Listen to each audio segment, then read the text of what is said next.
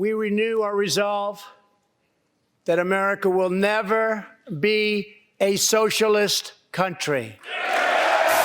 Someone should alert Trump that America is now a hotbed of socialism, but it's socialism for the rich. Everyone else is treated to harsh capitalism. In the conservative mind, socialism means getting something for doing nothing. This pretty much describes General Motors' receipt of $600 million in federal contracts, plus $500 million in tax breaks since Trump took office. Some of this corporate welfare has gone into the pockets of GM executives. Chairman and CEO Mary Barra raked in almost $22 million in total compensation in 2017 alone. But GM employees are subject to harsh capitalism. GM is planning to lay off more than 14,000 workers and close 3 assembly plants and 2 component factories in North America by the end of 2019. The nation's largest banks saved $21 billion last year thanks to Trump's tax cuts, some of which went into massive bonuses for bank executives. On the other hand, thousands of lower-level bank employees got a big dose of harsh capitalism. They lost their jobs. Banks that are too big to fail, courtesy of the 2008 bank bailout, enjoy a hidden subsidy of some $83 billion a year because they have the backing of the federal government.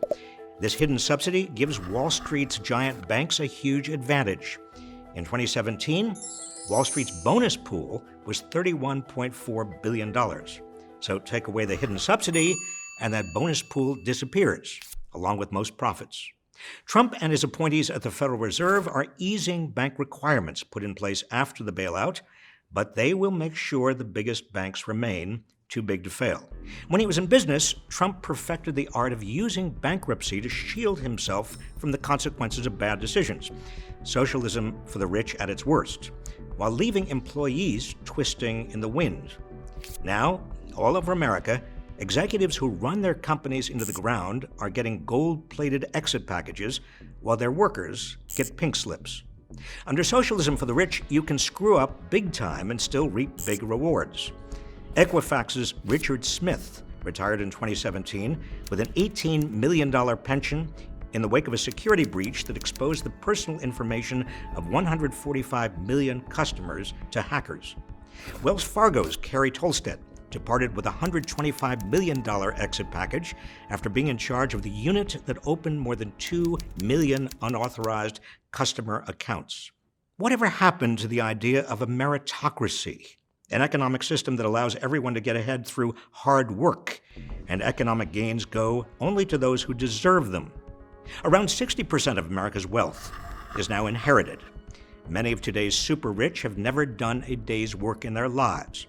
Trump's response has been to expand this divide by cutting the estate tax to apply only to estates valued at over $22 million per couple. Mitch McConnell is now proposing that the estate tax be repealed altogether. To the conservative mind, the specter of socialism conjures up a society in which no one is held accountable and no one has to work for what they receive. Yet that's exactly the society Trump and the Republicans are promoting for the rich. Meanwhile, most Americans are subject to an increasingly harsh and arbitrary capitalism. They need stronger safety nets, and they deserve a bigger piece of the economic pie. If you want to call this socialism, fine. I call it fair.